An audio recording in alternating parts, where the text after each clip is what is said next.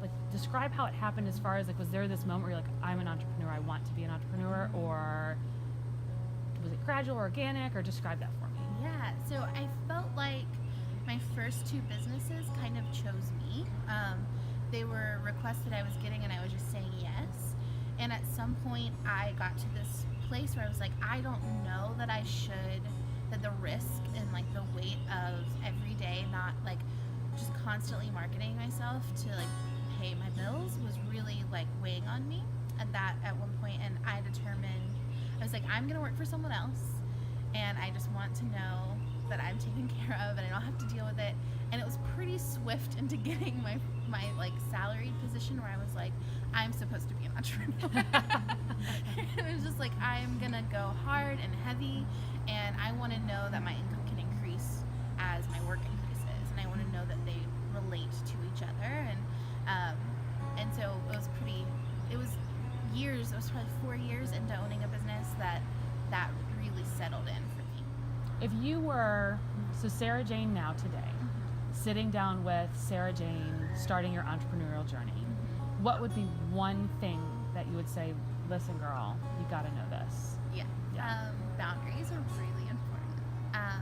And to create a sustainable business, people want to be good clients, they want to be good business partners, they want to be good friends, but the thing that they don't know how to do that, and it's your job to teach them. So if you say, you can interact with my business in this way, and this is how it's going to look, people generally want to respect that, and so it's a waste of time and frustration on everyone's part if you don't set the tone ahead of time.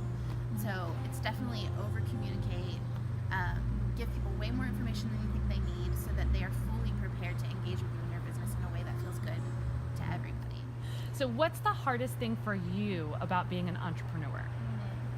I think the hardest thing for me, honestly, is slowing down and really allowing that next level. You know, a lot of people say to get to the first level you have to hustle, but then to get to the next level you have to slow down and start scaling and really build a business that lets you grow without this.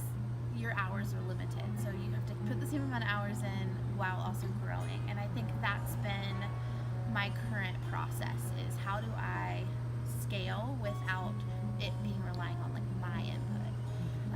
So it's a fun puzzle, but it's definitely a puzzle.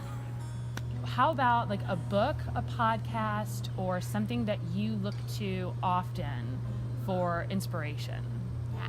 Yeah. The book that I keep in my mind all the time is The Desire Map by Daniel LaPorte, and it's just, when you're a workhorse, it's really good to be reminded that you should feel good.